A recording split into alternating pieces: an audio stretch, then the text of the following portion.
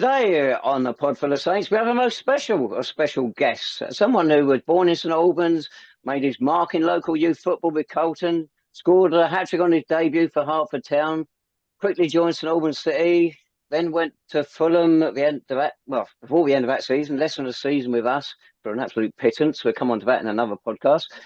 Very successful time at Fulham, FA Cup final and all that. Over to Millwall, injury ended to his career, and then came back to St Albans City. Welcome to a Podful of Saints, John Mitchell. Hi, Dave. How are you? All good? Yeah, all good. Thanks very much. And we're, of course, with, as usual, Lee Wood and Jake Ellacott. Good evening, everyone. How are we? We good? Well, good. And the quiet Jake, who wasn't even around when Mitch was with St Albans. So as we were saying in our little chat before this, he'll be pressing the buttons and keeping quiet, hopefully. Right, in this edition, we are just focusing on John's second spell as City manager, because there's so much there. It includes the 92-3 season, which is a favourite for so many supporters of that time. But it started a couple of years before that. If you go back to, when was it? About the end of May 1990, City sacked Peter Lawrence as manager, installed Jimmy Howard for a couple of games at the end of that season, a league draw and a defeat to Avon in the League Cup final. By the end of February the following year, we had 31 points from 31 games. Jimmy Howard resigned, and we were looking for a new manager. And you came in on a temporary basis at the time, John, because you were also at the time vice chairman of the club. Did you really intend to take over then, or did you think it would be temporary? I thought it initially was going to be temporary. And, the reason why I'd left the first time was, there was so much work on. I had a new company, so that was kind of past us. I thought, well, I've got a little bit of time. Hopefully, I can help the club out, and we'll try and find somebody to come in. But the way the season went, it was just a lovely year with the boys. I think we had a good team, and we improved it as we went on. And thoroughly enjoyed it, and hopefully you did, Dave.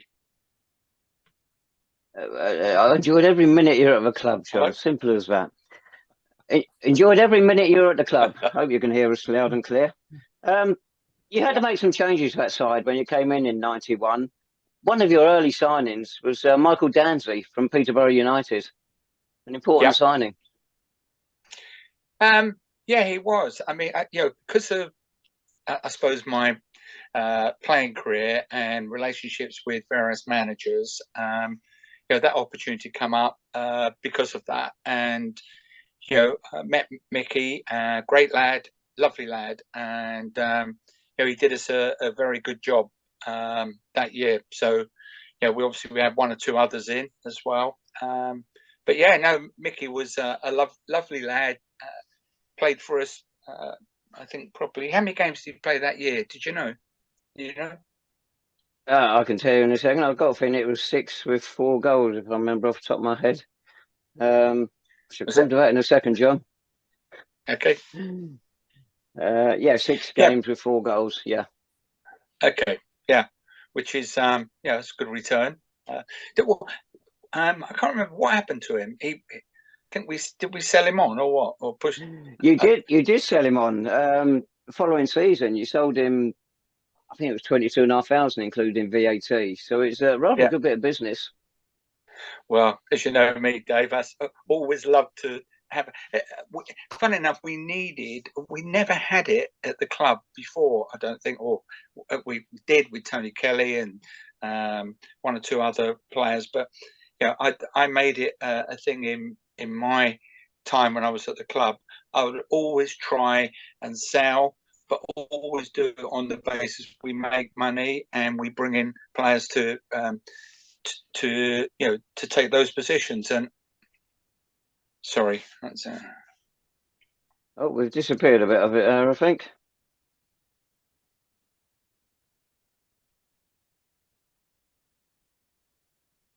Planet Earth to anybody. Must have put him off tabs, to be honest with you. Yeah, it wouldn't be the first time.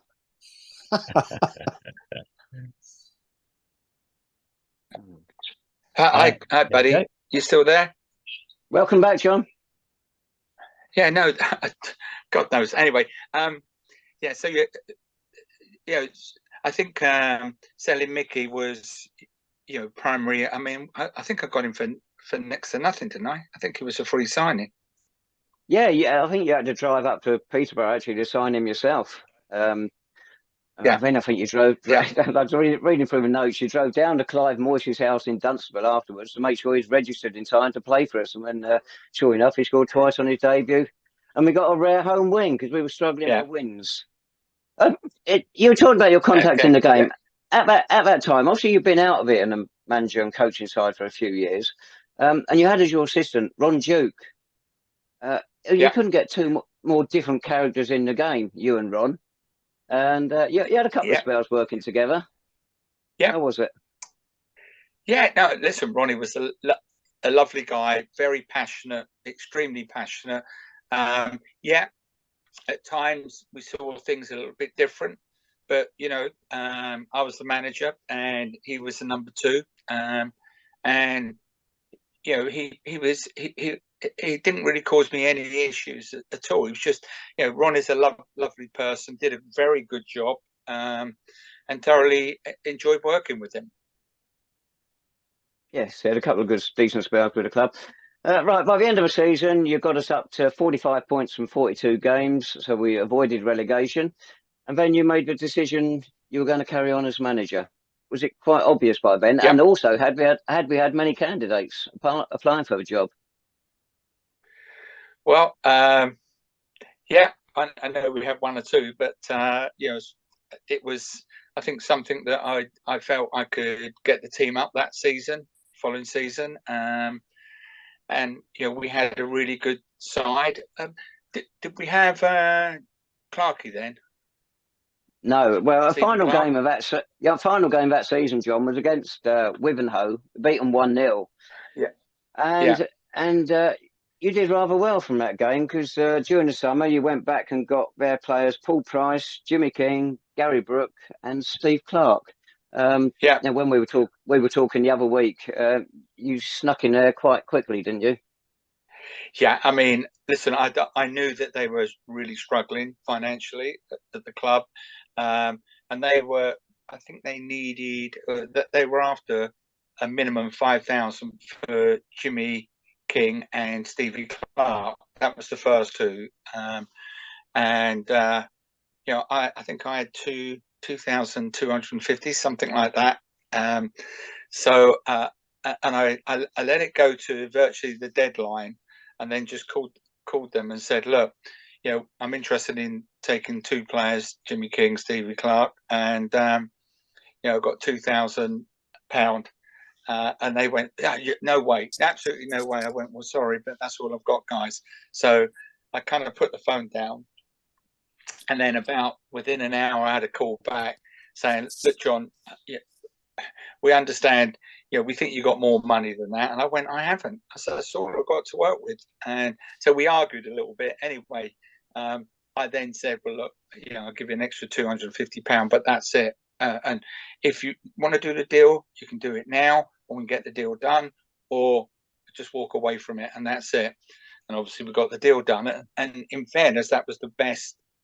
I think even when I was playing pro, they were, to me, the most influential pair to bring in because it complemented the team.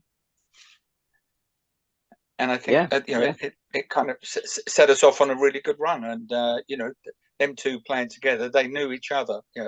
Jimmy King knew where Clarkey would be. Clarkey knew where Jimmy was going to put it. It was excellent, great stuff. Well, and of course, your experience in Paul Price. I mean, you can't get much more experienced player than that. Captain of Wales or whatnot. A St Albans person, of course. And poor old Gary Brooke, he was always carrying injuries, wasn't he? Yeah, I mean, I knew Pricey anyway, and the fact that he was available and we could get him, I thought he would. When we were at the time, I think my centre backs then were probably Bob Dowie and Muddy. That sounds about right. Possibly. Well, yeah, Alan Possibly. Campbell. Yeah, the experienced Alan Campbell. Muddy didn't play at the end of that first season. He came in the next season. But we'll come on to that in a minute. Well, another signing you got that summer, Steve Kettridge, and you got Steve Scott. But you said about 2,000 just over for Clarkey. Most people think it's about 5,000 a fee. Of course, you sold Andy Cox to Hayes. Andy Cox, very popular player. Yeah, it was. It was indeed. But for me and what I wanted, he was a person that I could look to sell, get some money in, and try to use that money to improve the team. Yeah, which is exactly what you did. I think so. Yeah, I think. Well, you look at where we finished the end of the season. I think we improved our position. Well, it's funny when there were high hopes going into that 91, 92 season, because you got Clarkey, you got Kingy. I mean, two of the greatest double signings clubs probably ever made, but it didn't work straight away. We lost to Bournemouth in the Hearts Charity Cup. Then the 3-0 defeat at home to Wokingham Town. Martin Gurney scored a header. Dean Williams got a wonderful goal for them. And the league form just didn't kick off, did it? And then we had that disaster with Brimsdown Rovers in the FA Cup. A draw at home, replay away, with Steve Waldock and goal sent off. It's a night of disaster, wasn't it? Well, it was. But, when I see it happening all the time. You look at when Premier League managers go into clubs, they win the first couple of games, but they tend to, when they're in for long term, they do certain decisions which don't necessarily make the best solution at the time. And I knew we had the basis for a very good team, and I think at the end of the day, it was proven. Yeah, eventually. Do you remember the ruckus at Brimsdown at all? Because well, you got fined by the FA £50. Ron Duke got £100 fine, and Bernard, as chairman, got £150 fine. But the club got they were cleared of the heaviest charge, bringing the game into disrepute. So you got off with the lightest charge. Well, I can just tell the other two were guilty as hell. Right. But your biggest problem... Sorry, John, go on. No, go on. Sorry. Your biggest problem to your form was at home. Jimmy Howard had a problem. He could hardly win a home game. You were struggling to win a home game. It didn't come until November when you beat Harrow Borough 6-0. Harrow at that time, of course, managed by Peter Lawrence. Yeah.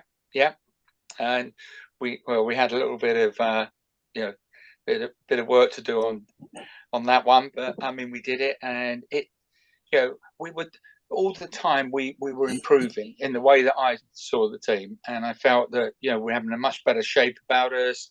The players knew how we wanted to operate.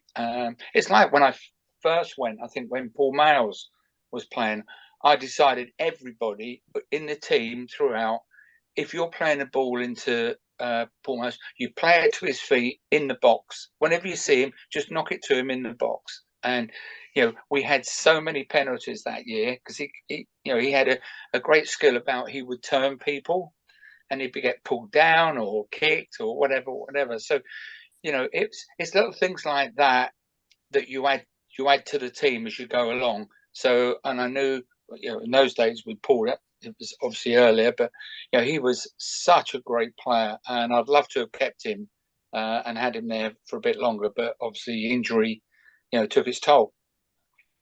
Well, I remember Mousy. I thought he used to just fall over. Anyway, after the win at Harrow, you had those 6 wins in 7 games, scored 31 goals. Your side had clicked, and in January we got up into the top 6 for the first time in the season. By the end of the season, we slipped back down to 13th. For some reason, that side didn't click, but you got another major signing during the season when you signed Martin Duffield from Sutton United. And do you remember his debut? Yeah, I do. It was home, wasn't it? It was away to Woking. Was it? Yes. God, I tell you what. How did we get on at Woking? Did we win? Yeah, we did quite well. Lost 4-1. He got sent off. I know. He didn't do me any favours, did he? No. No, it was. He was such a quality player, Duffs. But he started off a bit slow. Obviously, the sending off didn't help, but overall, he was a great player for us. Yeah. And I like your Saints T-shirt there, buddy. Well, Lee? I can't afford No, Yeah. I was saying Lee. Yeah, Lee can afford the real thing, yeah. Well, yeah. This is actually, I think this is Clarkie's, and the shirt behind me that belongs to Rob Edwards. So I've got loads of different kits, Mitch. So yeah. Yeah. Well, that was I took the front of, I think we had on a match day program or something. I took that and we had that as our team logo, and it worked really well. There you go. Right, continuing with that season, we had 8 players sent off during it, which is so unlike your teams. That got us another £500 fine with 1,500 suspended. But you got some money in at the end of the season when you sold Paul Hobson, another popular player of the year, sold into Enfield for 12,000. And the thinking behind that? Hobbo was good, very, very good player, but I was looking at it and I felt that there was 2 or 3 players out there that I could definitely bring in. It's how much I'm going to bring them in for and what I could sell him for. So like I think in all hopefully my transfer days, we kind of made money on our players being sold and brought in players on a very cost-effective basis.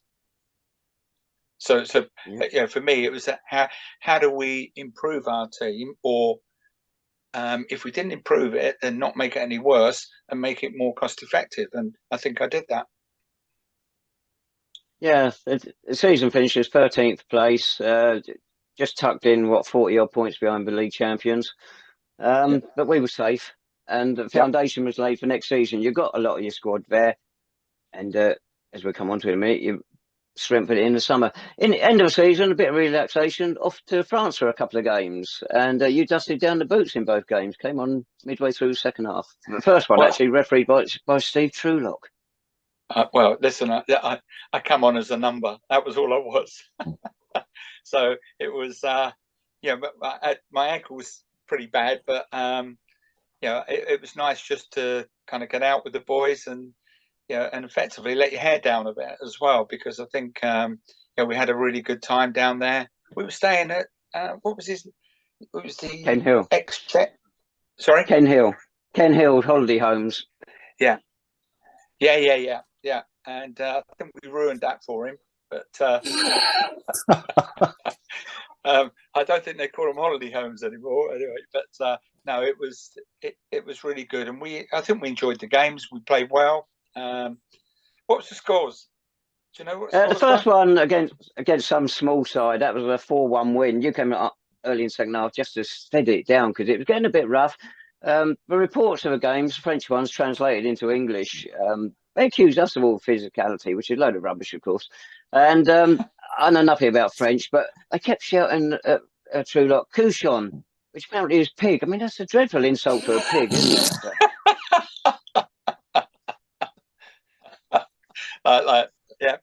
Well. And the second game, John, was a 2-2 draw with Fraser in their far more impressive stadium. Yeah. And who scored for us? Oh, so you weren't going to ask that. I remember one actually in the Puget game, the first one, 4-1, but we put it down to an own goal, but it was scored by Andy Cox. The reason why you put it down to an own goal because he was under contract at Hayes and shouldn't have still been playing for us. And so we put it as an own goal, but it was Cox. Yeah, that's right. Hope the FA aren't watching. He's a new young signing. Yeah, that was it. But yeah, he's coming as a new young signing then. So that was Coxie. Well, he was he was like a fan of the club, and the players loved him. And it was, to me, it was great that he came, because a lot of players would have said, "No, I'm not going with you because I got sold him or whatever." But that was good. That was good of him.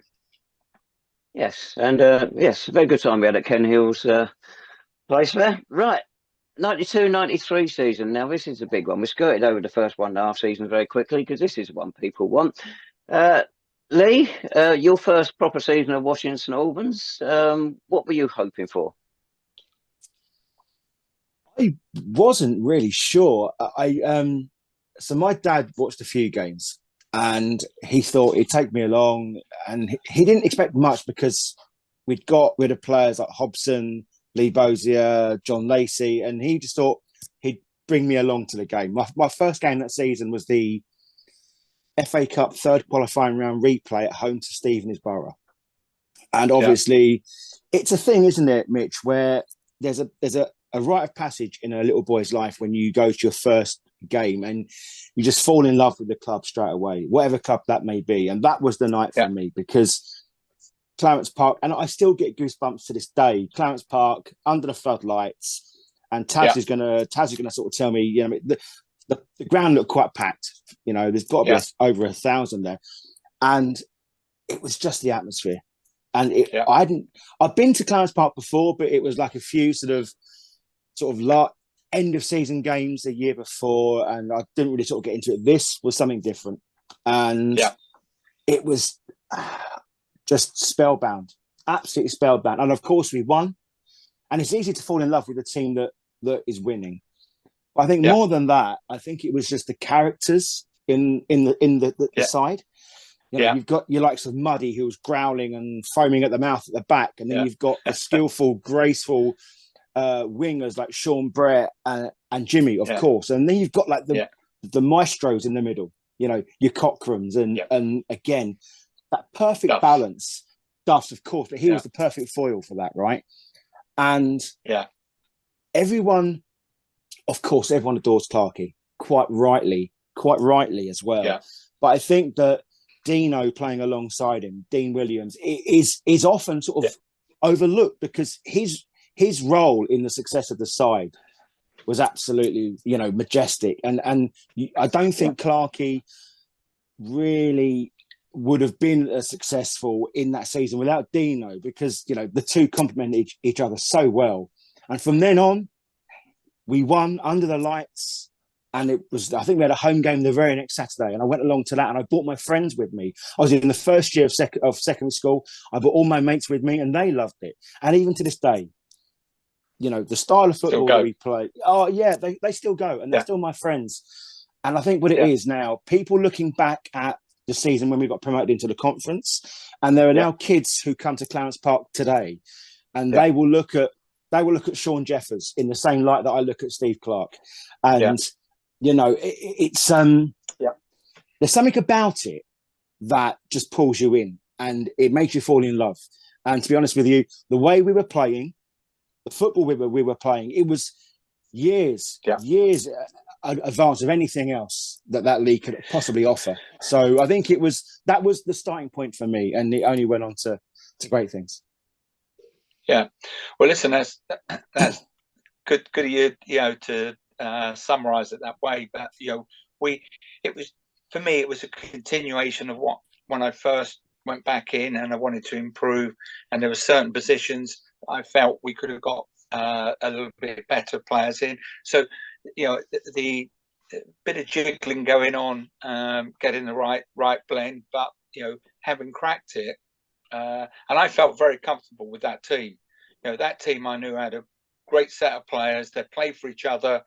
You know, we understood how we wanted to play, and you know, I don't think we did too many things wrong that season, to be honest.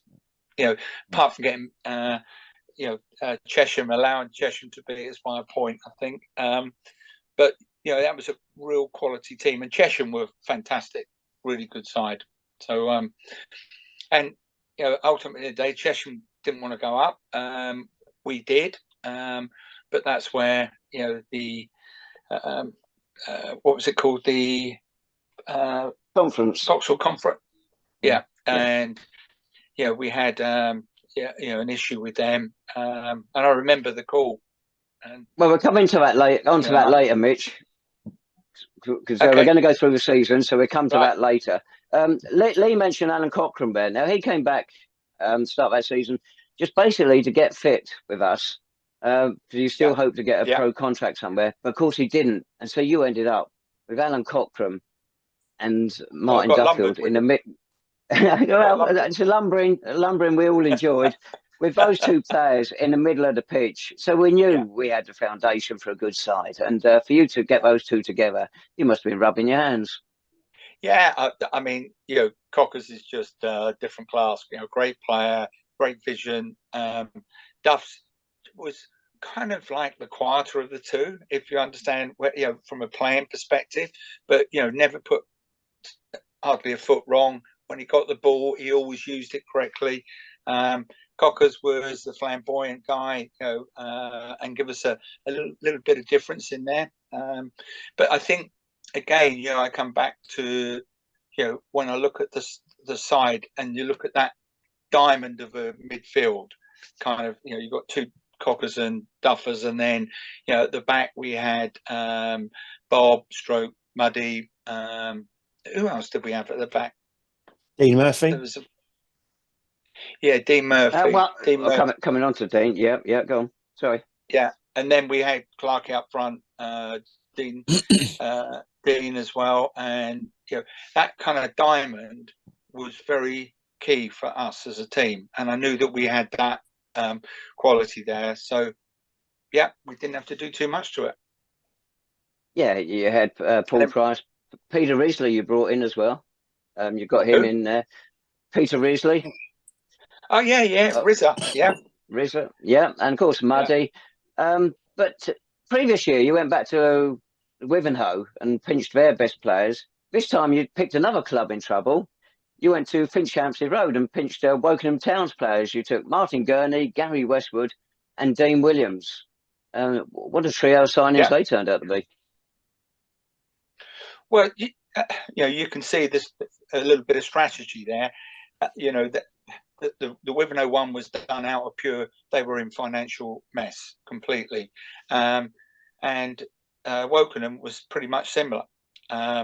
So that if you're going to go shopping where they desperately need the money. It makes them think of things a little bit differently, and where if I was selling somebody, I would try and hold on to them and get as much as I possibly can. But when you got clubs that were really struggling, as those two clubs were, we were able to do deals quickly and get them done. It's funny, when you had your first stint as manager, you brought in a load of local players. Now this time, I suppose the unknown quantity was Sean Brett. You got him from where? We didn't know anything about him. Turns out he's a pretty decent tennis player. And what a signing he turned out to be as well. He scored goals, created goals. He was like my unknown, effectively. I had a report on him, but I haven't really seen him play that. I'd seen him play once, that was it. But and I remember him as a winger that looked a little bit not regimental, it's the wrong word, but he looked as though he had a style of play that was just one method. And there was actually a lot more to him, which came out because he excelled himself, and he was different class for us. The first time when I was there, it's because of the circumstances. I had to go out and get players in because we didn't have the quality we needed.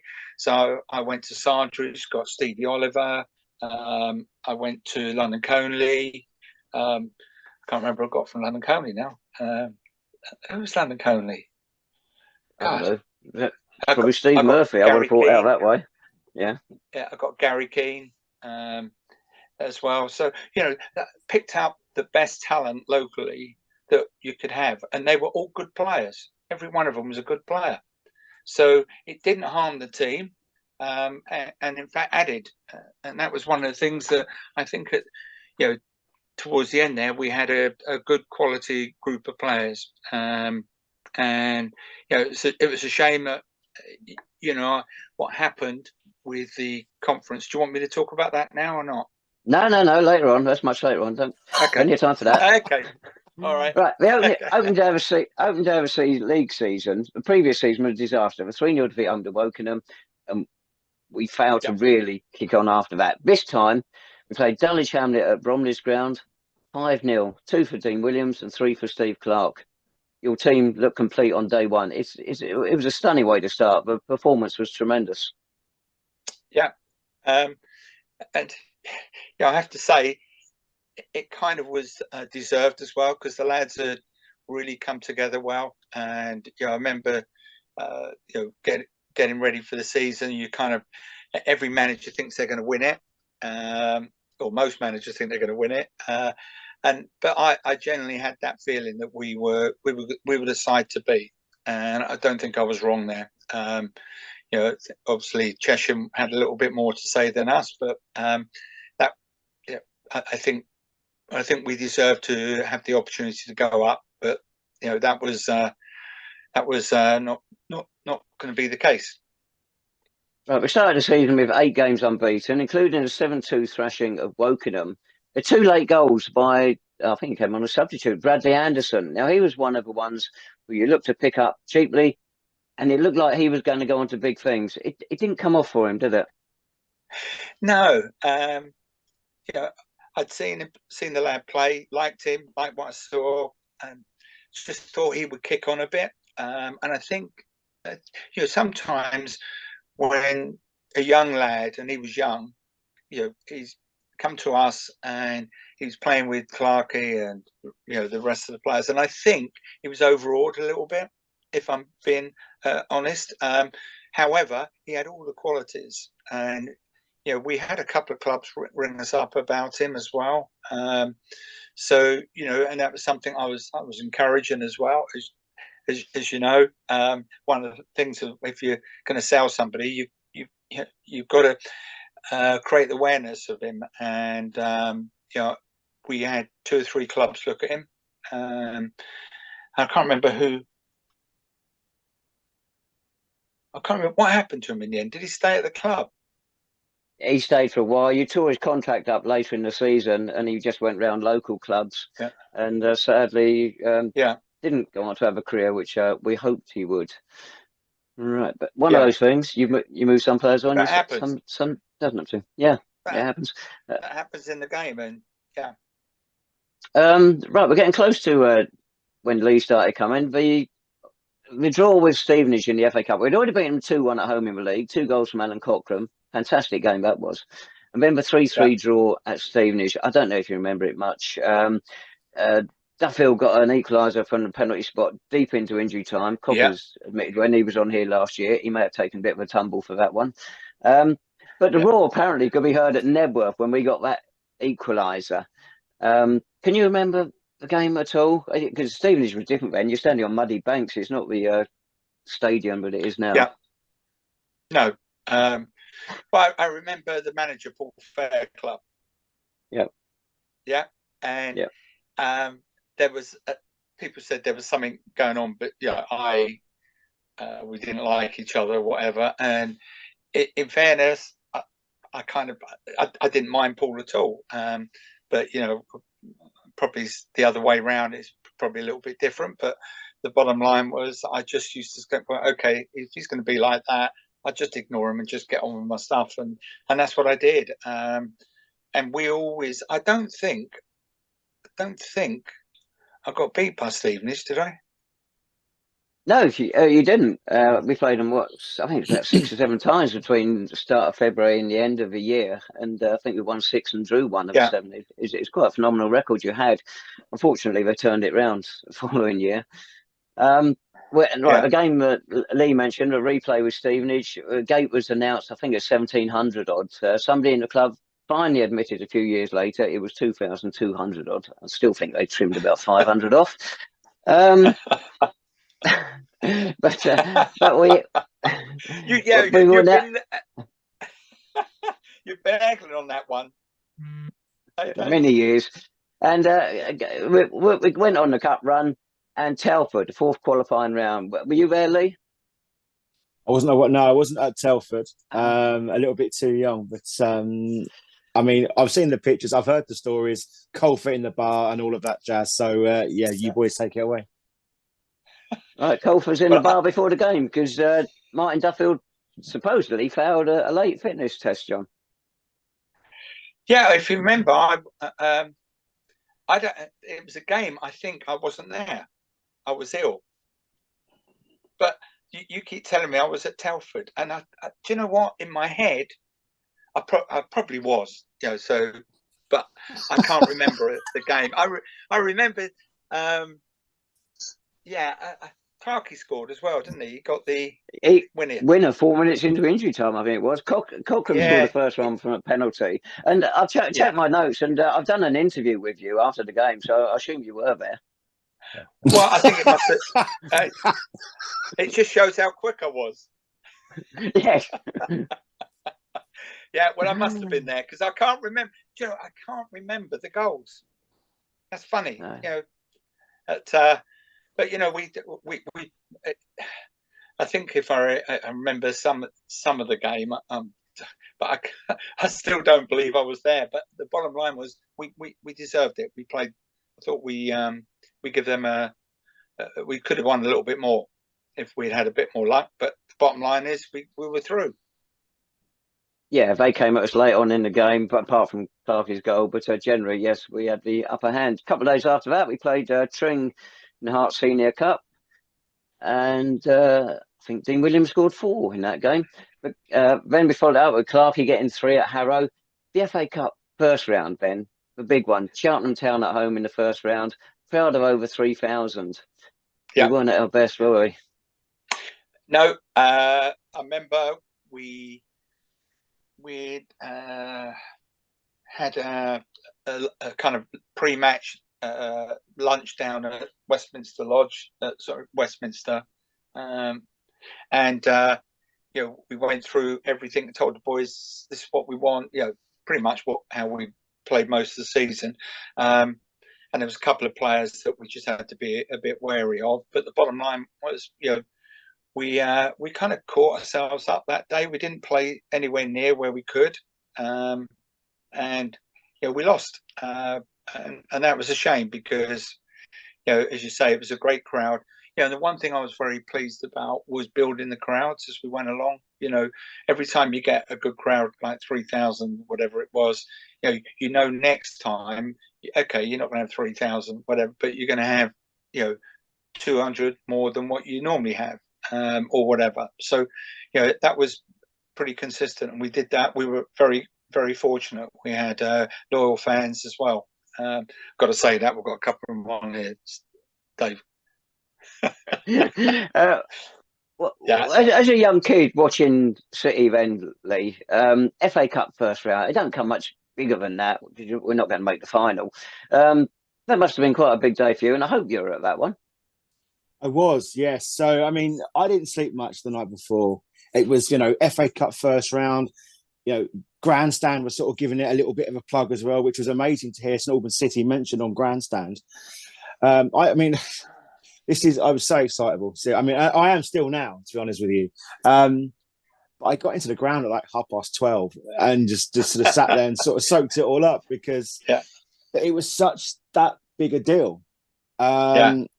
But the one thing I took away from that is that it wasn't the City that I'd seen up to that point. And I think I was sort of what's happened. I mean, I appreciate that Cheltenham were the league above and they had some good players. I think Clive Walker was playing for, I don't know. I might guess, but they had some good players and we just didn't turn up. And all the match winners that you had, because for me as a kid, you've sort of played that game over in your head before you get to the ground, and you had visions of Clarkey scoring like the winner and jumping into the York Road end and Muddy keeping them out, but it just didn't pan out like the way. And I think that was probably my first taste of genuine disappointment as a City fan. But it didn't detract from it. I think it sort of set me up as a City fan. That was the balance that we had to do. So well, every team has a hiccup every now and again.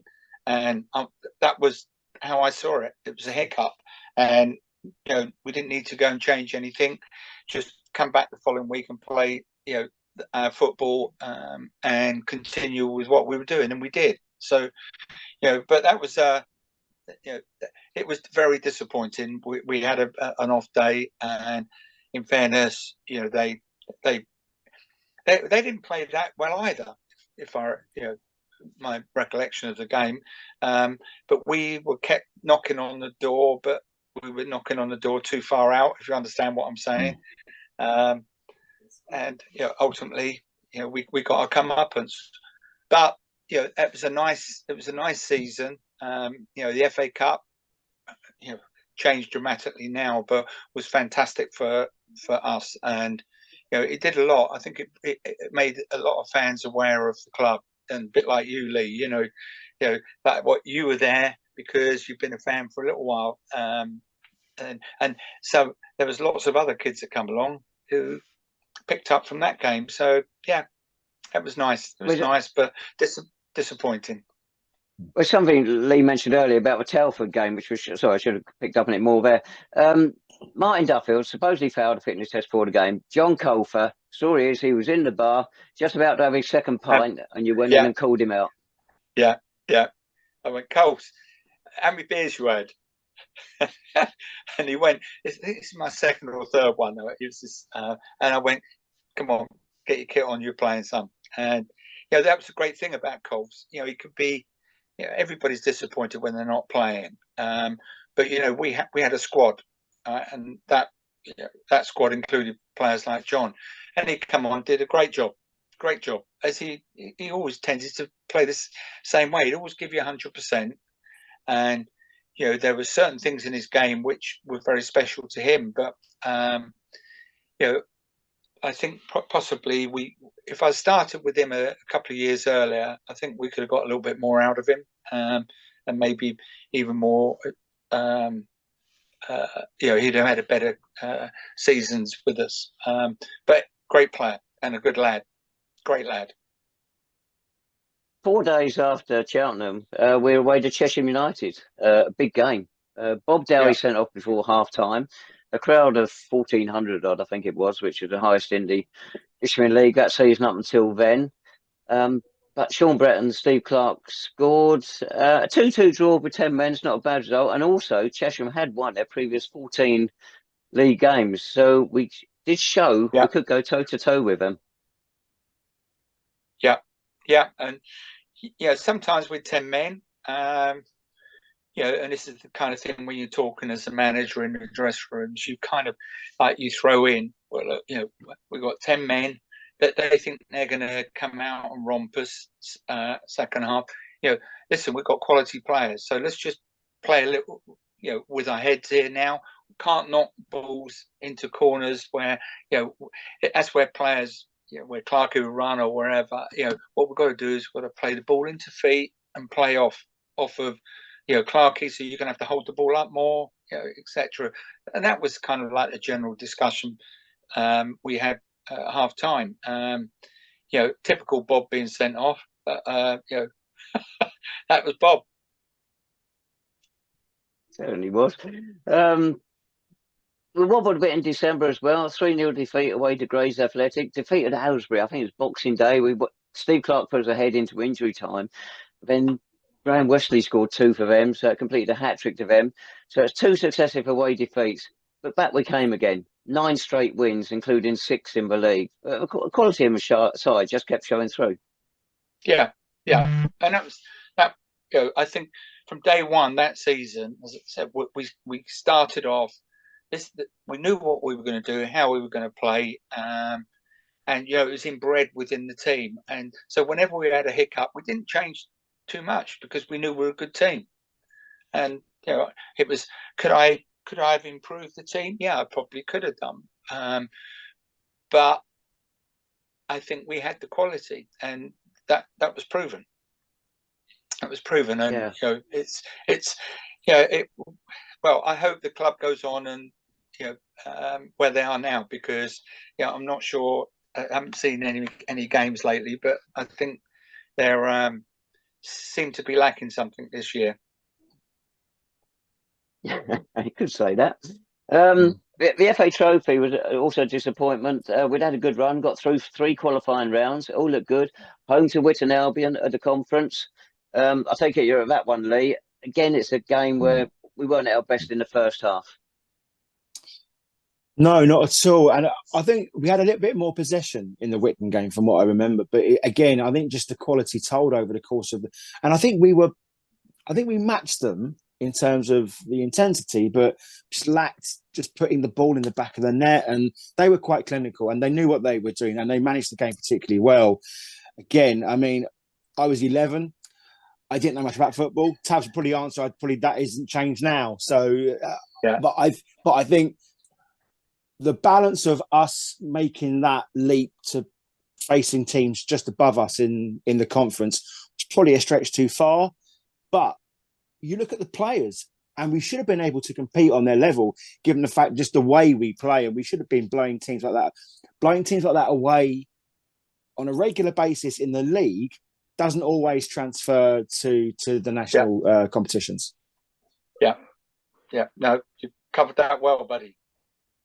For games like Whitton, John, and Cheltenham Town, or even Telford, what sort of scouting setup did we have at that time for watching these clubs in advance? Was there anything, or was it just word of mouth for somebody who might have been up there?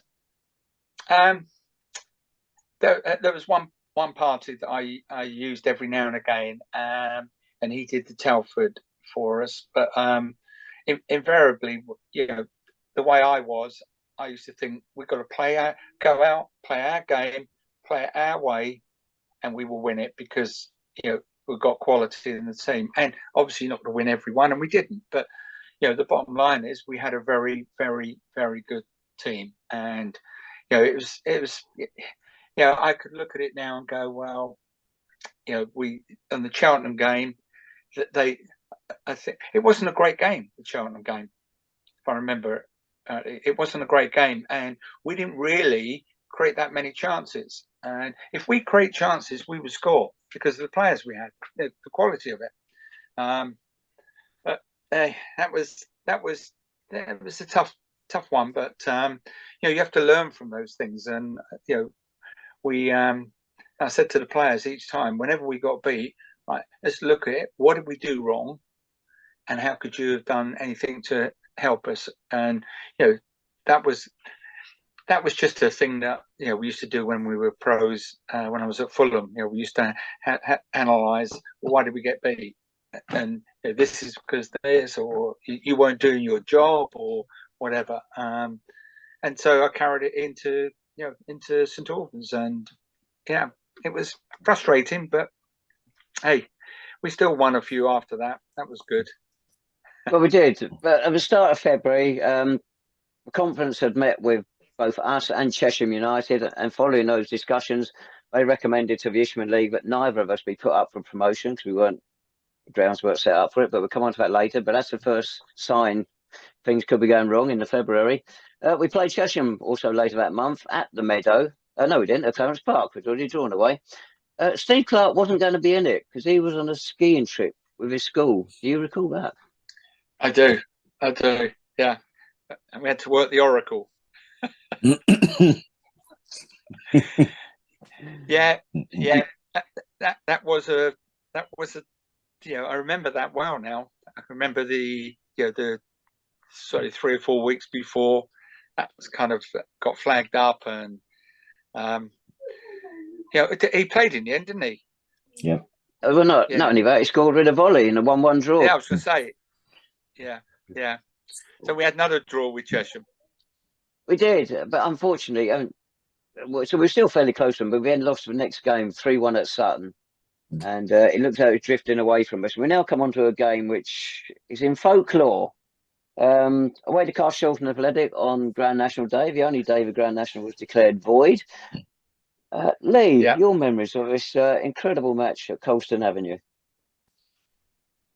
I mean, for us as sort of kids, we were looking at Clarkey had like a nemesis, didn't he? Jimmy Bolton, and Bolton would score 2, and Clarkey would score 2 in that game, and they were sort of going neck and neck really for like the hot shots of the league, and it was sort of billed as Clark versus Jimmy Bolton, and 3-0 down at half time. You're thinking, Christ alive, and even we've got Roy of the Rovers on our kit, and with the players we had, Mitch, surely even you didn't think for 1 second the turnaround that would sort of take place in that second half, right? No, actually, yeah, because if you know their pitch, it's got a slope, right? And we played up the slope in the first half. And the one thing I said before the team went out, I went to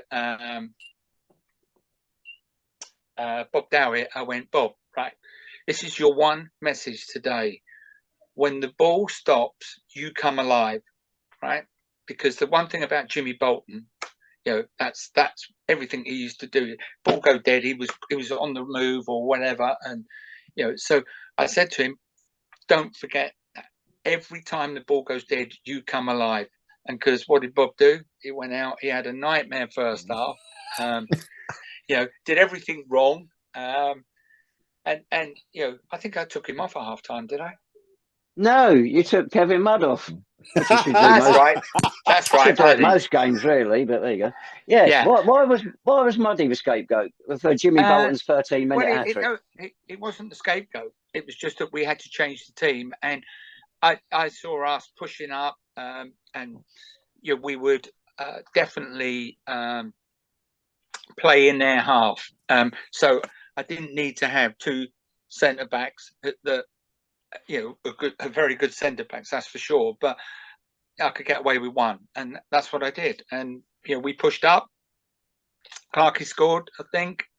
Who scored our goals that day? Well, Clarkey got two headers to put it back to 3-2. David Ross came on at half time as well, I think. Certainly early in the second half. He scored a cracking third goal. He had a hand in a couple of the other goals, and they just couldn't get near him. Ian Rutherford scored, and Dean Williams started to move for the fifth goal with a header across the pitch and then got in the box. And Clarkey did something he'd never done in his life before. He outpaced two defenders, outpaced the third one, got in the penalty area, and yes, he passed. And Dean Williams scored it. And on YouTube, Ray Stanton's video of it, it's not the highest quality, but it's great. If you want to see it, it's one of the great days. And is it on video? It is. There's a little bit of it on video. Ray Stanton did it, and you can catch it there. And one of your mates, Lee, of course, Les Cleveley, was in goal for Carshalton. He made a couple of good saves first half, won the second. At half time, their fans were going easy. And when Dino puts the fifth goal in, you can hear our lot going easy, just fighting back. Yeah, I know. It was one of those games, and in fairness, I never felt we were going to lose it, even though we were 3 down. And I just thought it's just push a little bit more up front, try and get the ball in their half, which obviously we did because the slope, but that helped. And we played probably a longer game than we normally would. But yeah, it was fantastic, and it was one of the great games, that's for sure. Yes, and it effectively put Carshalton out of a title race. It made it pretty certain we were going to finish in the top 2. So the title race would remain between us and Chesham, with Enfield trying to hang on to the two of us. It's just one of those great days that's gone down, as we say, in folklore. And you do still bring it up occasionally, don't you, Lee? Especially your confrontations with Les Cleveley down the years. Yeah, there was always. I mentioned to Les, that there's behind every shit goalkeeper, there's a ball from Stevie Clark, and there's probably about a dozen behind him. So that was always well taken. But the thing is, Tabs does joke there, John. But I think it's important to understand that, that way we played that season was the catalyst for me supporting the club for sort of another sort of 30 odd years. And Jake is always, I bend his ear more often than not. We've seen good players in the past. Oh, he's not as good as Jimmy King. Oh, he's not as good as Shawnee Brett. He's not good as Cochrane. He's not as good as Duffs. He's not as safe as Gary Westwood. And there's always a reference. My yardstick is always the 92-93 season. I think for me, that season, it culminates. So the first time I actually ever met you properly, I was the mascot for the home game against Marlow Town. Now, Marlow were on a crest of a wave. That was when they were in the cup. I think they got through to Spurs. I think they were playing Spurs, and Ansel Boucher was their main man. And I was so nervous. I was the mascot for the day. Yeah. I was 3 foot high, 5 foot wide. You know, bumbled my way through to the change room. And my first encounter of City change room, open up the door, and Bob Dowie's walking with his John Thomas out straight through the middle of the changing room without a care in the world. Muddy's effing and blinding, and you just came over. You put one hand over my eyes, the other over one of my ears, and sort of marched me quickly through to the physio room where Quincy, God bless him, he was there. And you were like, "Take care of the mascot, mate. The boys are a bit excitable next door," and it was just all kicking off, and you got Clarkey in the corner reading the paper. It was just. It was a bunch of characters. And you know what? Perfect analysis. Yeah. It was just a bunch of characters because they weren't all uniform. You know, they weren't all soldiers. They weren't militant style, head down. Some were reading the paper, some were mucking about. But the thing is, what you did, you brought together those characters and formed, for me, one of the best City teams that I've seen. And I've seen a few, and there have been some since. Yeah. But I think for me, it's just the way you blended them all together. And we won 5-1. So it was a good day all round, John. Yeah. And in fairness, in fairness, but sorry, I see that. Sorry, the missus is going. I agree with you. I agree with your summary. You know, we had a really tight ship. You know, there were lads together, different types of characters, you know, but with the ball, with St Albans, they were one. And, you know, it takes a while to build that into a team. And I was, you know, I have to say, when you're signing different players and bringing, you know, you have to get rid of one or two.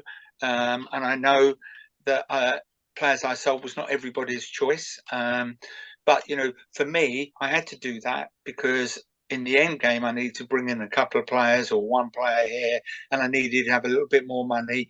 So, you know, that's why people like Paul Hobson, you know, great player, Paul. But, you know, I think I improved the team with Cockers and Duffs, and you know, and we got money for Paul. So, yeah, it was a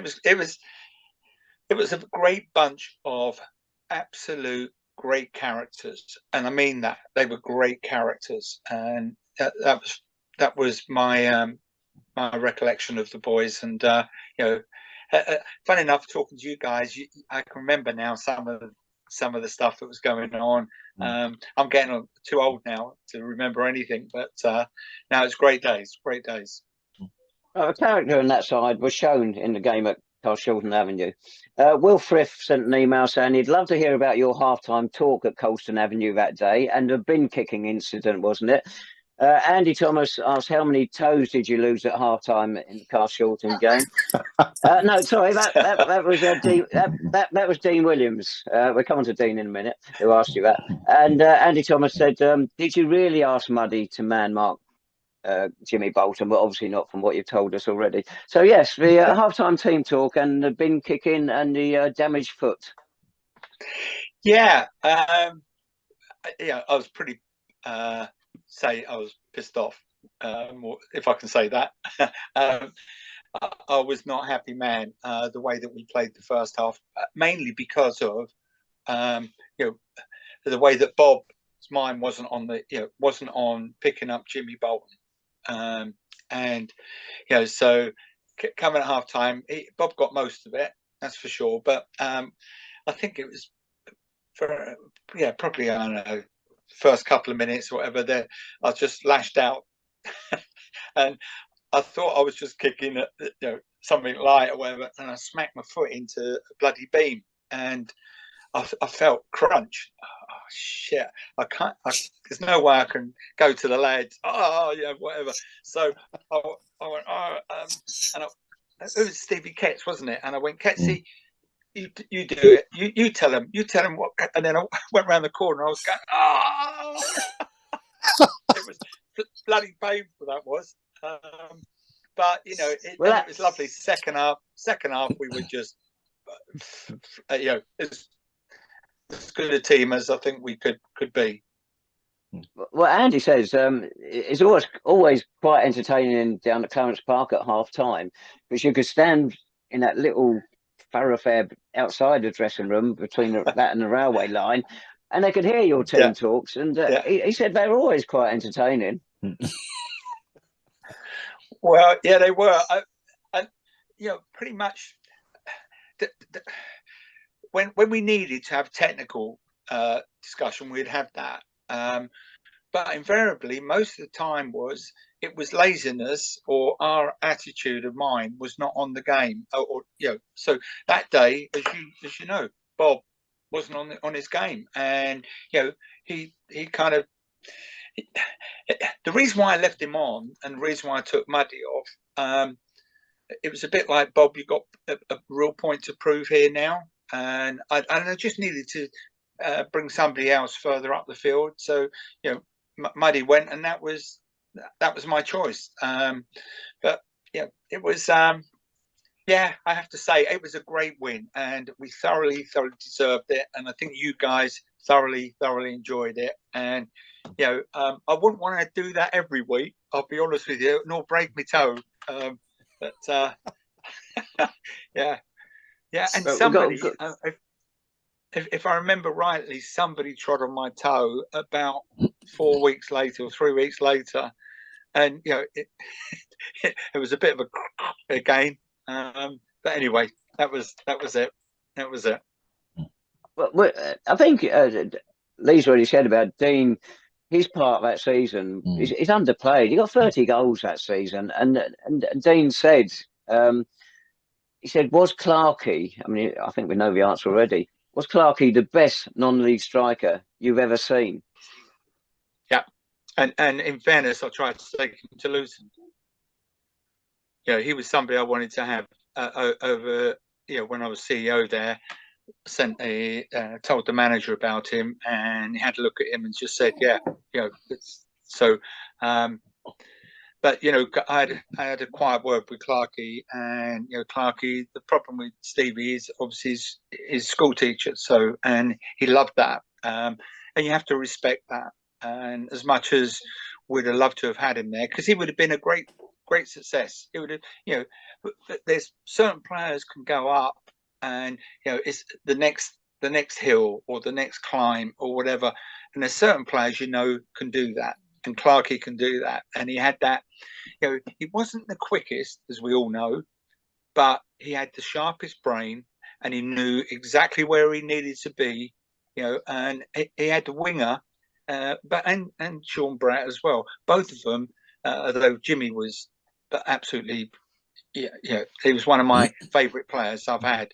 He went out there. He could do things with the ball that no player that I've seen around could do, and he was fantastic, and we were dead lucky to have him. And has anybody spoken to him? No, not for donkey's years. He moved back to Scotland and was unwell for a while. Hopefully he's come through that okay. No, haven't been in touch with him. Would be nice to touch with him again. I remember an incident, John. It's nothing to do with this. He's going back to when we were out in France. The day before we played Frasier, I was with my now late friend Peter Taylor. He was a club historian as well. And Peter and I were having a good chat with Jimmy. And Jimmy was looking forward to the Frasier game. He said, these French players, he said, well, you've got to be careful. He said, don't get involved in all the sly stuff they do, the shirt pulling, the hair pulling, all the nasty bits of the game they do. Don't get involved in it. A petty little kicking. So in about 5 minutes of the kickoff, Jimmy's out there and he's kicked one of them up in the air, and the game just went downhill from there.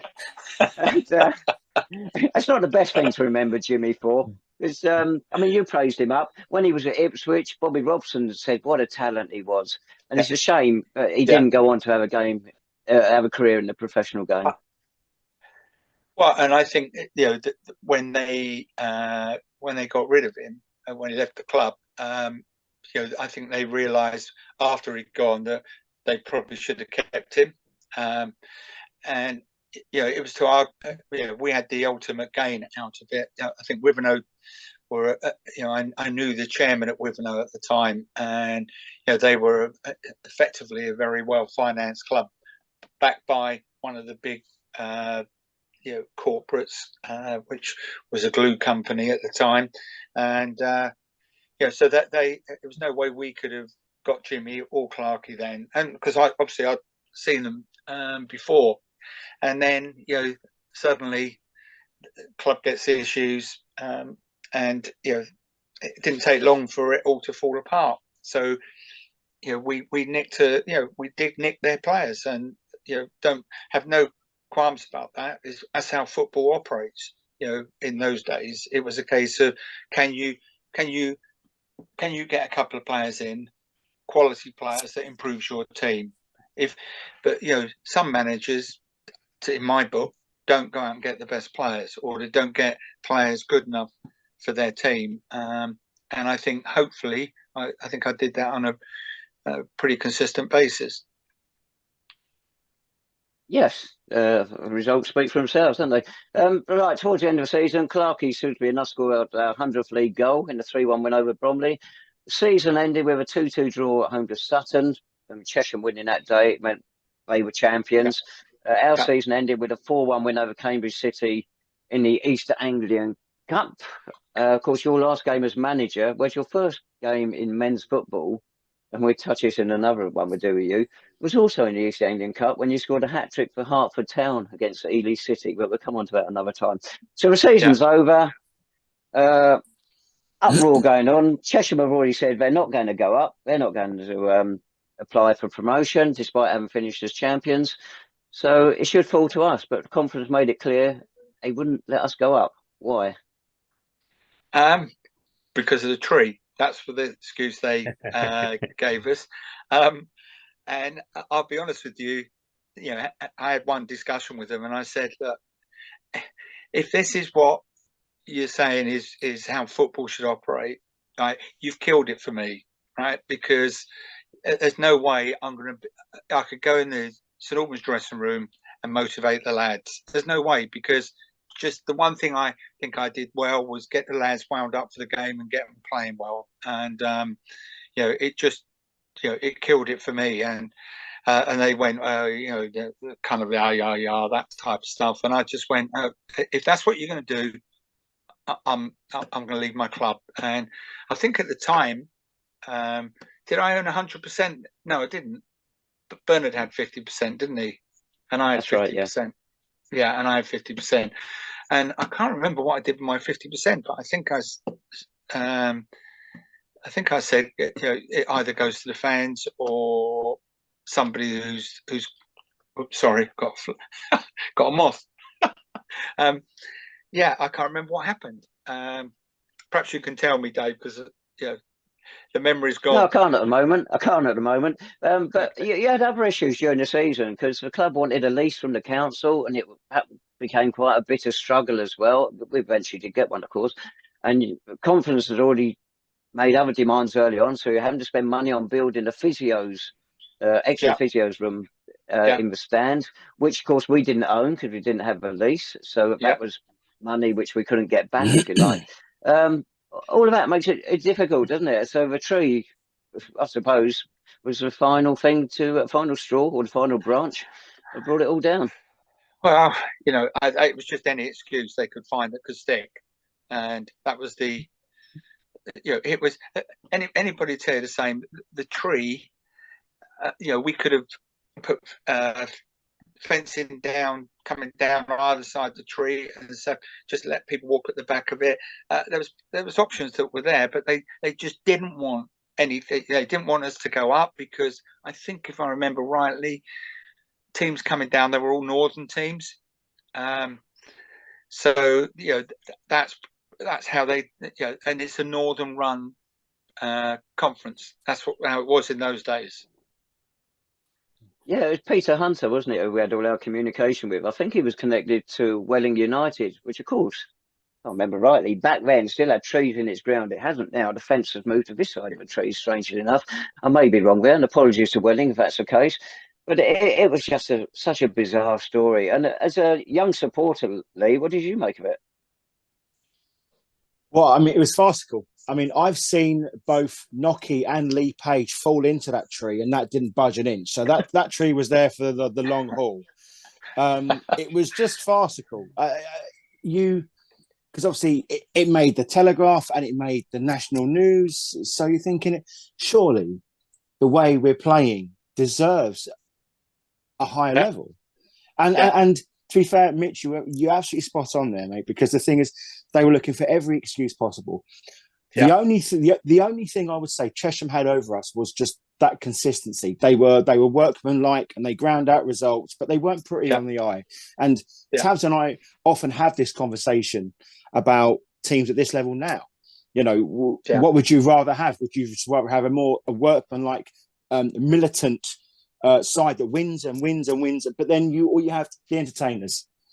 But not only were we that, we were winners as well, you know, and we were worthy winners. And you know what? Given the way we play, I think we were deserving of at least a shot, at least our day in the sun in terms of the GM Vauxhall Conference.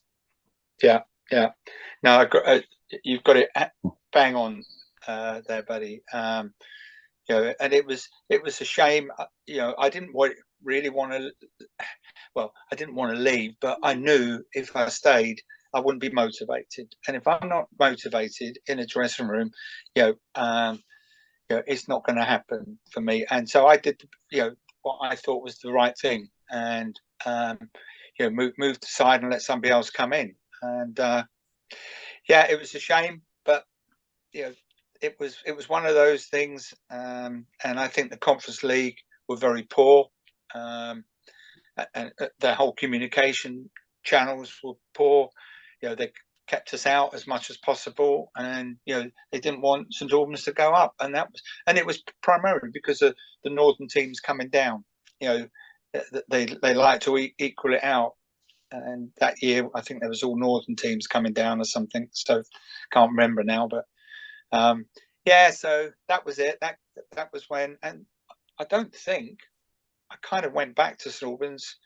I've probably been there 3 or 4 times in all ever since then, maybe half a dozen times, and I really missed it. You know, it was great club, loved the fans, loved the players were just, you know, a great bunch of players, and I couldn't have picked a better squad. So from me, that was the saddest kind of point, you know, with just being. Yeah, and we were strung along as well. We were strung along, but bottom line, that was it. So. I wish I'd only gone back 3 or 4 times. People said at times, "Why didn't you cut the tree down?" And it was argued there was a preservation order on the tree. Well, there wasn't. That didn't come in for another year or so. And then, as it was, 1998, the tree was shown to have brown rot, so it was cut down anyway. But in a way, it's great publicity for the club. Ridiculously, but it got us in the spotlight probably even more than what we did on the pitch. Ridiculously, or it highlighted what was happening on the pitch. Yeah, I'd have rather gone up, Dave, but I know what you're saying. Yeah. Well, had we gone up then, John, had we accepted it, or we've been accepted up, how would the club have coped financially and the rest of the setup? Because it's one heck of a big step. Well, ultimately, at the end of the day, you have to do what. When I first went in the club, we didn't have any money. We had to kind of try to work the transfer market as best we could. And I think over a period that I was there, I did very well on the transfer. And so, that's how I would have kind of looked at it and said, well, we're going to have to sell 1 or 2 players. And bring in, players that I don't have to pay too much money for, or no money, and that's how I would have gone about it. But somebody else would have a different criteria. But I think that was the one thing I think I could always do well, and I could definitely bring in players. That's for sure. Yeah, well, some of those players I don't think we're given enough credit to so far today. So, do you want to chip in a word about Gurns, Rizza, and of course the goalkeeper, Gary Westwood? Yeah, I mean, who was the first one there? Gurns, Martin Gurney. Oh yeah, Gurns. Yeah, the one thing about Gurns, he was a local lad, St Albans lad. He reminded me of me, when I was St Albans lad, and he come into the team and he did a very, very good job, quality. He had a lot more about him than people give him credit for. He was probably one of our underrated players, and a great lad. And who did Gary Westers. Yeah, I have to say, great lad for St Albans, because the way the club was structured, the way the players were, he fitted into it brilliantly, and absolutely great lad and a great goalkeeper. And who was the third one? Peter Risley, fantastically consistent left back, of course. Yeah, absolutely great left back. I don't know why people didn't sign him before. Other people weren't chasing him when we wanted a fullback, and he fitted the bill perfectly. He didn't put. I don't think he put. Probably. Well, he did. He did a couple of things, I think, but he was absolutely brilliant, and added to the quality of the side and fitted it perfectly. Great character. He had the honour of scoring on a day we lost for the first time that season, down at Staines, on a muddy, cold, wet, windy day down at Wheatsheaf Lane. Anyway, wow. There we go. I think we can probably guess the answer is going to be, Lee, your favourite player, or is it players from that season? I mean, obviously, I was asked this question when I was the mascot in the changing rooms, and Clarkey got balls pelted at him in the corner from all angles. And Clarkey is obviously the one, because the young kids, they always resonate towards the goal scorers, right? The main man up the top of the back. But what I would say is Jimmy King for me and Alan Cochrane. Those are the two players that I was just mesmerised by. Clarkey, you knew what you got with Clarkey. Ball in the box, that massive Swede, bang, 1-0 goal. It's the intricacies and the skill behind beating players. It seems to get lost quite along the way. And Cockers and Jimmy King did it with ease. I mean, Jimmy King, so much so he beat a man, turn around, take the piss and beat him again just because he could. Yeah. I mean, that's the sort of player he would. One thing I would say, Mitch, and I think that football and the word legacies and legends are overused majestically throughout, time. Yeah. But I think it's important. You have to bring it into some sort of context, right? That I could go around Clarence Park now, and it's an amazing place to watch football now. The crowds, the diversity of the crowds is fantastic. Yeah. I can go to some of the older supporters, and I can just mention the words, King, Brett, Gurney, Cochrane, Clark, and there's a smile there that they have on their faces. And I've seen 35 squads since the one that you brought together. And I don't think you would have had the same reaction, because the thing is, and I don't want to make this into like a thing, but for me, it's the reason why I've continued to watch City, because just that hoping that there's another squad like the one that you brought together. I think that's what it is for me. A little fat kid from Cottermill can still now, all this time, still be on the terraces of Clarence Park. And I think it's just the memories it brings and the excitement it evokes as well. Because the thing is, you can have good players and good players come and good players go, and that's fine. But I've been very fortunate now that I've established quite a lot of friendships with the players of that squad. I still see Gurns, and I still talk to Riz and Alan Cochrane on Facebook, and Clarkey came to my house and gave me this sweatshirt. And you can ask the wife. Even though I'm a 44-year-old man, I was like a 10-year-old kid again. Steve Clark came to my house and gave me the sweatshirt. Those are the memories that you've helped create. And I think you can it's an unfair comparison, but you look at the house that Jack built in Blackburn. That's a financial thing, but I think in terms of fans, that season, 92-93, was the absolute bedrock catalyst for, you know, fans growing up now, always thinking of those players. And that, I think, will be the legacy that is created off the back of that. Well said, Lee. It's great stuff. Thank you.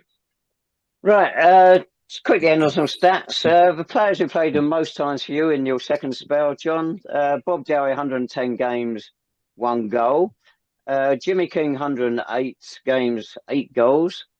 Steve Clark, 101 games, 74 goals. And one player we've actually overlooked all the way through this, because he's a very quiet player. Steve Scott played 98 games for you, 13 goals. But Great adaptable, player. wasn't he? Yeah. He was, if anybody, he was kind of like the quiet one in the side. Didn't, you know, in the dressing room, wouldn't say too much, but you knew what you had. And he was a quality player without a shadow of a doubt, and very, you know, how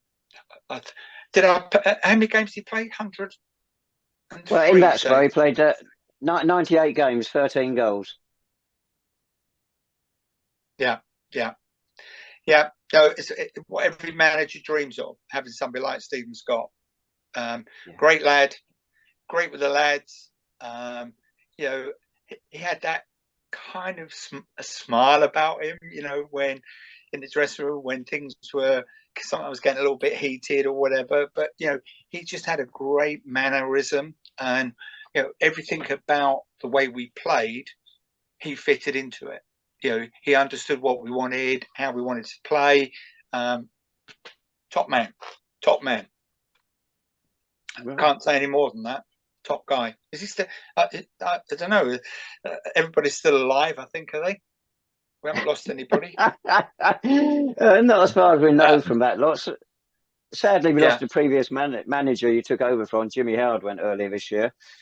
But all those players, I think we've survived so far. Right, I've got nothing to add. Jake or Lee, you got a final thought? The only thing I would say is that I think Muddy's lost his wallet, but apart from that, I think everyone's still here to.